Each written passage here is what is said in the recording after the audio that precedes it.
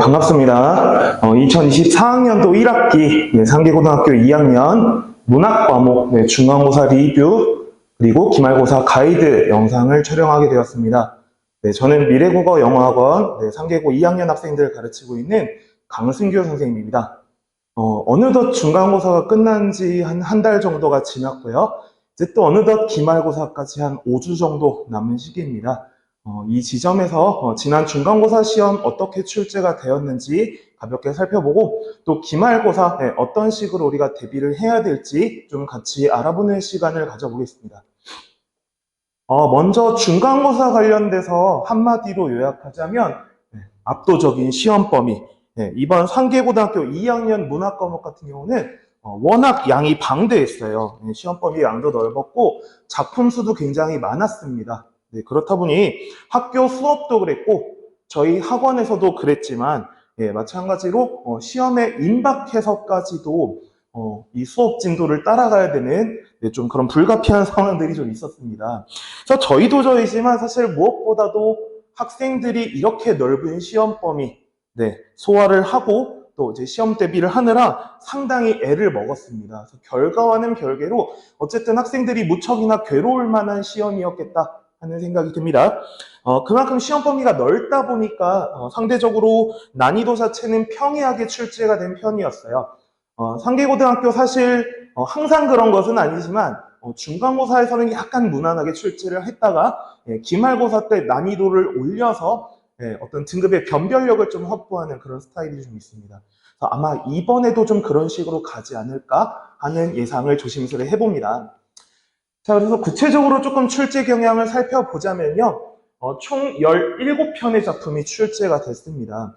작년 중간고사에서도 17편, 상당히 적지 않은 작품 수가 출제가 됐는데요. 하지만 작년에 비해서 이제 시를 2편 정도 줄였고요. 그 자리에 이제 소설이나 수필과 같은 산문 등을 추가를 했습니다. 학생들이 어떤 분량적으로 약간의 부담이 더 더해진 정도였을 것 같습니다. 더불어 시험 범위 중에 절반 남짓에 해당하는 이번 경우는 9편이었고요. 9편은 교과서에 수록되어 있는 작품들로 출제를 했습니다. 그리고 나머지 작품들 같은 경우는 교과서 외부 작품들 중에서 교과서 본문과 관련된 작품, 연계 출제가 될 만한 작품 등을 수업하고 출제를 했고요. 또 그 중에서 소설 한 편 같은 경우는 전문 범위로 출제하는 것, 역시나 기존 상계고의 어떤 출제 경향과 굉장히 비슷한 모습을 보였습니다. 어쨌든 분량적으로 이렇다 보니까 우리 상위권 친구들, 계획성 있게 자기주도적으로 학습 관리가 가능한 친구들 같은 경우는 괜찮았을 텐데 상대적으로 중하위권 학생들, 그래서 스스로 좀 학습 관리, 스스로 계획성 있게 방대한 양을 학습을 소화하기가 어려운 친구들에게는 사실 이러한 광범위한 시험 범위를 내신 대비로 소화하는 것 자체가 보통 난관이 아니었을 겁니다. 자, 더불어 출제 유형에 대한 말씀을 좀 드리면요. 작품 간 연계 출제, 이게 무슨 말이냐면 교과서 안에 있는 시험 범위 안에 있는 작품들 중에서도 우리가 연계 작품으로 같이 배운 작품들이 아니라 따로따로 떨어져 있는 작품들을 학교 선생님께서 출제하실 때 별개의 갈래복합 유형으로 새로 묶어서 연계 출제를 하는 경우들이 있었습니다. 더불어 시험 범위에 아예 제시가 되지 않았던 별도의 외부 작품들 또한 다수 출제가 됐는데요. 사실 이것들이 기존의 상계고등학교에서 국어교과에서 보여주었던 지난 기출 스타일과 매우 흡사한 편입니다. 사실 이러한 상계고의 기존 출제 경향이라는 것이 상당히 까다로운 편이에요. 그래서 원래대로라면 학생들 입장에서 풀기에 상당히 만만치 않은 문제들이었어야 하지만 이번 시험 같은 경우에는 상당히 보편에 가까운 형태로 냈습니다. 그래서 형태적인 실험도 딱히 없었고 어떤 추가되는 보기 지문이나 외부 작품들 같은 경우도 학생들이 충분히 읽고 해결할 만큼의 적절한 난이도, 적절한 분량으로 제시가 된 편입니다. 굉장히 풀기에 익숙한 모양새였다는 얘기죠. 그래서 우리 학생들 같은 경우 넓은 시험 범위에 압도당해서 굉장히 잔뜩 움츠러들고 겁이 먹어 있었다가 막상 시험 보고 오니까 체감 난이도 할만했던 것 같은데 해서 무난했다라는 반응을 보였고요. 실제 결과도 굉장히 등급 컷이 높은 점수대에서 형성되는 양상을 보였습니다. 실제 지금 학교에서 얘기가 한 개 틀린 선에서 1등급이 이미 결정이 끝난다. 저희 학원 학생들 중에도 2문제 틀렸는데 2등급 받아온 친구들이 있고요. 그 다음에 80점대 중반 점수를 받았는데도 4등급을 받은 친구들도 있었습니다. 그래서 이번 시험 굉장히 무난한 난이도였고요. 앞으로도 이렇게 쉬운 난이도로 시험이 출제가 충분히 될 수도 있거든요. 자, 이럴 때 특히 우리 중상위권 학생들 굉장히 주의해야겠습니다. 이렇게 난이도, 변별력이 낮은 편일 때에는 한두 문항에서의 사소한 실수가 어떤 등급의 당락을 좌우하는 치명적인 요소로 작용을 합니다. 그만큼 실수를 줄이고 내가 공부한 것들을 정확하게 맞춰야 되겠다라는 마인드, 시험이 쉬울수록 방심해서는 안 된다는 얘기입니다. 그래서 이번에 주요 문항 사례 한 가지 정도 좀 살펴보도록 하겠습니다. 이번 중간고사 4번 문제였고요. 가나다 갈래복합 문제로 출제를 했는데 그 중에 4번 문제 가와 나에 대한 설명으로 적절한 거 찾는 문제였고요.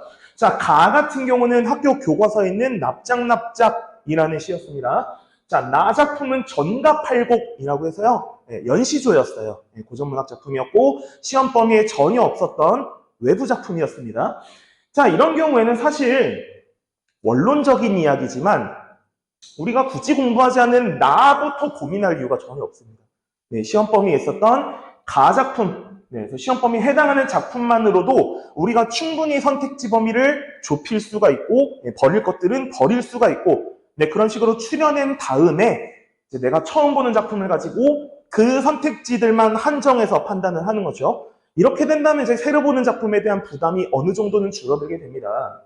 그런데 이제 조심해야 할 점이 이 개념 적용을 할 때요. 정교하게 해야 합니다. 다시 말해 주먹보고식으로 암기해 놓고 그것들을 선택지에서 만났을 때 내가 아는 개념, 내가 외웠던 내용이라고 해서 바로 고민 없이 때려박는 것은 굉장히 조심해야 하는 부분입니다. 가령 우리 1번 선택지 아마 화면에 잘 안 보이실 수도 있는데 제가 한번 읽어드릴게요. 자, 가는 나와 달리 말을 건네는 방식으로 대상과의 친밀감을 드러내고 있다. 사실은 보통 우리가 말을 건네는 방식이라고 하면 그 말을 듣는 대상과의 친밀감을 나타내는 효과가 있는 것 맞습니다. 하지만 우리 가작품에서 이 말을 건네는 방식이요. 이런 식입니다. 하나님, 보시기에 좋으십니까? 말투가 어떻나요? 벌써 약간은 비꼬고 약간은 공격하는 듯한 어조죠. 실제 어떤 부정적인 현실에 대해서 문제의식을 가지고 항변하는 투의 말을 건네는 겁니다. 이러다 보니까 지금 같은 경우는 대상과의 친밀감을 생각하면 안 된다는 것이죠. 그리고 이제 2번 선택지 우리 학생들도 많이 틀려왔는데요. 자, 동일한 시어를 반복함으로써 시적 의미를 강조하고 있다. 근데 사실 납작납작해서 반복되는 유형들이 있습니다만 사실은 우리 기존 자습서 교재, 기존 우리 수업에서 이 반복의 양상은 동일한 시어의 반복이 아니라 유사한 통사구조의 반복이다 라고 가르치고 그렇게 배웠습니다. 그래서 둘이 엄밀히 유형이 다른 것이죠. 그나마 우리 시어가 동일하게 반복된다라고 할 만한 것들이 사실은 몇몇 부사어나 음성상징어들이 반복되는 경향은 있었어요. 가령 슬그머니 하는 부사어가 2번 정도 반복된다든지 혹은 서성 이런 식으로 해서 지금 정확히 기억이 나지 않지만 어쨌든 이제 중첩되는 형태의 음성상징어들이 있죠. 사실은 근데 그것들에 대해서도 우리 기존 교재 자습서에서는 사실은 그것들이 생동감을 부여하는 것이다. 의미의 강조가 아니라요. 생동감을 부여해서 대상의 모습을 효과적으로 제시한다라는 효과로 접근을 했습니다. 그렇게 본다면 우리 적절한 것을 고르는 선택지에서 약간은 정교하지 않은 설명이 됩니다. 그래서 가장 정교한 선택지는 사실 4번이었습니다. 그래서 무슨 말이냐 하면 우리가 암기하는 것은 중요합니다. 가령 이러한 식의 표현 방법이 이런 효과가 있다라는 식의 개념 숙지는 중요하겠지만요. 각 작품에서 활용 양상이 어떠한가는 또 다른 별개의 문제일 수 있다는 겁니다. 그래서 이 부분 좀 정확하게 이해하고 정교하게 공부하는 습관, 네, 문제 풀 때도 정교하게 고민하는 습관 반드시 들여야 하겠습니다. 그 다음에 이제 네, 몇몇 문제들에서 또 이제 저희 미래국어학원 적중 사례가 있어서요. 같이 한번 살펴볼 텐데요. 저희가 이제 수년간 강의를 하다 보니 네, 이제 특정 작품들, 특히 시험 범위에 자주 포함되는 작품들 같은 경우는 출제가 자주 되는 포인트들이 있습니다. 이른바 우리가 빈출 포인트라고 하죠. 예, 그런 부분들에 대해서는 확실히 학생들에게 주지시키고 좀 강하게 공부할 것을 저희가 요구를 하는 편입니다. 또 우리 1하고 더하기라는 고전 수필이었고요. A와 B 단락에 대한 설명, 적절한 건 묻는 문제였습니다. 사실 A 단락이 요동에서 강물이 흐르는 소리, B 단락이 이 작가의 집 근처에 있는 시냇물이 흐르는 소리에 대한 구절이에요. 그런데 사실은 그 물소리와 관련돼서 여러 가지 표현 방법들을 활용하고 여러 이미지들을 활용해서 다채롭고 독특한 방식으로 표현을 하다 보니 이 A 단락이나 B 단락 같은 경우는 1하고 더하기가 출제가 되면 항상 문제에 출제될 가능성이 높은 부분입니다. 그런데 이번 시험 문제는 그 중에 B 단락에서 감정이입이라는 개념으로 접근을 했다는 겁니다. 사실 우리가 B 단락을 설명할 때 기존 시판 교재라든지 저희 강의에서는요, 보통 비유와 열거 이런 것들을 저희가 주로 사용을 합니다. 그러다 보니까 학생들이 이제 이런 단어들이 나오면 나는 분명히 비유와 열거로 공부했는데 감정이입 맞는 걸까? 하고 고민하게 된다는 거죠. 네, 근데 저희 미래국어학원에서 이제 학생들에게 제공했던 예상 문제집의 한 문제인데요. 이번 선택지에 자연물에 감정을 이입하고 있다라는 설명을 학생들이 미리 접해볼 수 있었을 겁니다. 사실 우리 수능형 출제라는 게 학교나 학원 수업에서 다루지 않은 개념, 시판교재에서는 설명하고 있지 않은 개념이라고 할지라도 이 작품의 적용이 그렇게 가능하다면 얼마든지 출제라는 것이 바로 수능형 출제의 한 가지 특성인데요. 그래서 이런 낯선 개념의 적용에 대해서 저희가 미리 대비하고 경험치를 쌓을 수 있도록 하기 위해 예상 문제집을 풀이를 시키고 있어요. 근데 이런 부분들이 어떻게 보면 잘 적중한 사례였다라고 볼 수가 있겠습니다. 자, 다음 나오는 또 다른 수필이죠. 네, 수호제기 같은 경우도 마찬가지였어요. 이 수호제기 작품 후반부에 보면 이런 식의 표현이 나옵니다.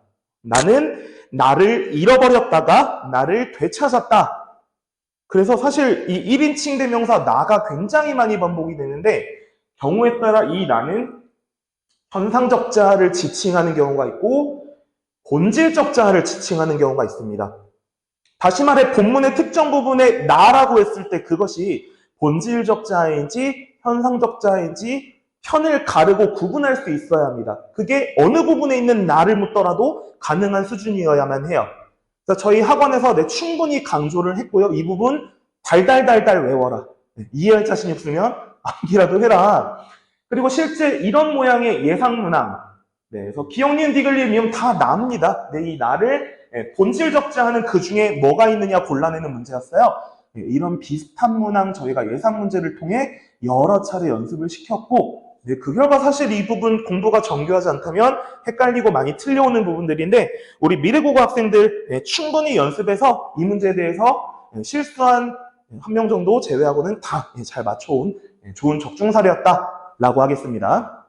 자, 지금까지 이렇게 중간고사 관련된 리뷰를 해보았는데 그럼 우리가 이런 부분들을 토대로 기말고사 어떻게 준비해야 하겠느냐? 가장 중요합니다. 당장 시작해야 합니다. 즉시 착수해야만 합니다. 자, 중간고사 이후에 학교 행사다, 또 가정의 달이다, 뭐다 해서 5월 한 달 정신없이 지나갔거든요. 어수선했죠. 근데 학교에서는 그 사이에 이미 교과서에 수록되지 않은 작품들만 6편 정도의 고전문학 작품들 진도가 다 끝났고요. 그 다음에 문학사와 어떤 문학 이론과 관련된 내용들도 이미 수업이 됐고 나아가서 교과서 3단원에 있는 구운문까지도 지금 진도가 어느 정도 맞춰진 상황입니다. 사실은 중간고사에서 문학교과서 1, 2단원, 기말고사에서 3, 4단원 출제를 합니다. 근데 아직도 시간은 한 달 넘게 남아있고 이제 막 학교에서 교과서 진도를 시작했어요. 아마 교과서 진도 나가는 중간중간 또 교과서에 없는 외부 작품들이 들어올 겁니다. 자, 이런 것들을 저희가 감안해 본다면 아마도 기말고사 시험 범위 네, 중간고사와 비슷하게 역시나 적지 않을 것으로 보입니다. 상당히 많은 분량 또 공부를 해야 될 것 같고요. 특히나 기말 난이도 자체가 중간고사 평이했다 그랬죠. 등급컷도 굉장히 높은 점수대였기 때문에 아마 기말고사 난이도 네, 중간고사보다는 까다로울 겁니다. 더 공부를 많이 요구한다는 얘기겠죠. 특히나 작품들의 이 시험범위 들어가는 작품들의 유형을 보면 중간고사는 현대문학 중심이었다면 기말고사는 학생들이 조금 더 어려워하고 까다로워하는 고전문학 중심입니다. 네, 그래서 당장 시작해야 합니다. 시험까지 네, 대략 한 5주 정도 네, 남아있다라고 했을 때 빨리 시작하고 네, 시험 기간 초반부터 내신 대비 초반부터 네, 빡세게 집중해서 네, 심도 있게 학습해야 하겠습니다. 자, 그 다음엔 아까도 말씀드렸지만 우리 정교한 개념 적용에 대한 얘기를 했죠. 단순 암기해서는 안 됩니다. 네, 우리 고등학교 문학이라는 것이 네, 단순 암기로 해결할 수가 없습니다. 저희 미래국어학원 같은 경우는 수업이 끝나면 항상 서술형 문제지를 과제로 제공을 하고 있어요. 네, 외워서 풀 수가 없는 문제지입니다. 이해를 하고 네, 학생 자신이 직접 이 문제에 대해서 답을 설명하듯 네, 서술해야 하는 문제들입니다. 더불어 또한 네, 이번 기말고사 때부터 이 과제에 대해서 바로바로 다음 주에 네, 똑같은 시험지로 다시 한번 안 보고 풀이하는 테스트를 볼 예정입니다. 네, 이런 식으로 하면서 또 추가로 이렇게 숙제하고 테스트 본 부분들에 대해서는 클릭 선생님과 1대1로 채점하고 또 설명 들으면서 질의응답을 거치게 됩니다. 그리하여서 학생들이 단순히 암기하고 때우는 것이 아니라 깊이 있게 작품 및 개념에 대해서 충분히 이해하고 학생 본인이 완벽히 숙지해서 설명이 가능할 정도까지 그렇게 공부해야만 우리 고등학교 문학시험 좋은 성과를 얻을 수가 있습니다. 자, 더불어 우리 상계고의 주요한 스타일 중 하나죠. 외부 작품 굉장히 많이 나오고 외부 개념 굉장히 많이 출제합니다. 이번 중간고사에서도 뭐 한 5문항, 4-5문항 정도 외부 작품이 출제가 됐었지만 아마 기말고사에서는 외부 작품의 수도 늘어날 것으로 보이고 좀 조심스럽지만요. 예상을 해보자면 또 외부 작품의 분량과 길이도 더 길게 출제해서 학생들의 난이도, 학생들이 느끼는 난이도를 더 높일 가능성이 있습니다. 자, 그렇다 보니까 저희 미래국어학원 다수의 양질의 예상 문제 풀이를 학생들에게 요구하고 있습니다. 예상 문제 제공을 하고 있고요. 근데 그런 것들이 아까 우리 적중 사례에서도 살펴봤듯이 학교나 학원에서 배우지 않은 수업하지 않은 내용들도 문제풀이를 통해 다시 한번 점검하고 보완할 수 있는 내용이 되겠죠. 또 단순히 문제 풀고 끝나는 것이 아니라 꼼꼼하게 스스로 오답 정리하고 맞춤 문제든 틀린 문제든 상관없이 선택지 5개를 하나하나 꼼꼼히 다 분석해보는 겁니다. 그렇게 해야지만 내가 이 문제가 선택지의 순서가 바뀌고 조금 다른 모양으로 출제가 돼도 얼마든지 맞출 수 있는 그런 대응 능력을 기를 수가 있게 되는 것이거든요. 자, 그래서 이런 오답 정리와 선택지 분석 습관화하도록 저희 학원에서 꾸준히 강조하고 있고 학생들 차근차근 이런 부분들 인지한 채로 학습에 임하고 있습니다. 자, 그래서 이런 식의 폭넓은 문제풀이 경험을 통해서요. 어떠한 작품, 어떠한 개념, 심지어 배우지 않은 것, 시험범위 없던 것이라 할지라도요. 어떠한 유형의 출제에도 학생들 자신 있게 대비할 수 있도록 저희 학원에서 충분히 학생들 대비를 시킬 예정입니다. 자, 마지막으로 우리 항상 가장 기본적인 이야기죠. 내신 범위의 커버는 빈틈없이 해야 한다. 사실 다른 학교도 마찬가지고 이번 중간고사 때에도 작품 본문만 열심히 공부하고 갔다가 뒤에 있는 학습활동이나 혹은 본문 앞에 있는 문학 이론이나 개념에서 실제되는 부분들 놓치는 경우들이 다른 학교에서도 종종 있었습니다. 그래서 저희 학원 강의를 통해서 교재 구석구석까지 본문뿐만이 아니라 앞뒤로 중요한 내용들까지 물 셀 틈 없는 강의를 제공하고 있고요. 더불어 저희 학교 수업에서 어떤 식으로 손필기가 이루어졌는지, 학교 선생님 수업 때 어떤 식으로 강의하셨는지까지 꼼꼼히 교차 점검하면서 학생들에게 가르치고 있습니다. 그래서 우리 더불어 아까 말씀드렸던 서술형 문제집, 예상 문제집 등등 여러 단계 수차례에 걸쳐서 학생들이 충분히 실전 연습 경험해 볼 수 있도록 저희가 시험 범위 안팎으로 총망라한 빈틈없는 내신 대비를 통해서 학생들과 함께 기말고사 대비를 할 것이고요. 우리 학생들도 이 점 유념해서 본문만 보는 것이 아니라 교과서, 학교 수업까지 꼼꼼히 학습하는 습관 길러야 되겠습니다. 네, 지금까지 중간고사 리뷰 및 기말고사 가이드 영상이었고요. 우리 상계고등학교 2학년 학생들 아마 기말고사 문학 쉽지 않을 겁니다. 저희 학원에서도 우리 학생들 만족할 만한 좋은 결과 얻을 수 있도록 최선을 다해서 가르치고 준비시킬 것을 약속드립니다. 네, 이상으로 영상 마치겠습니다. 감사합니다.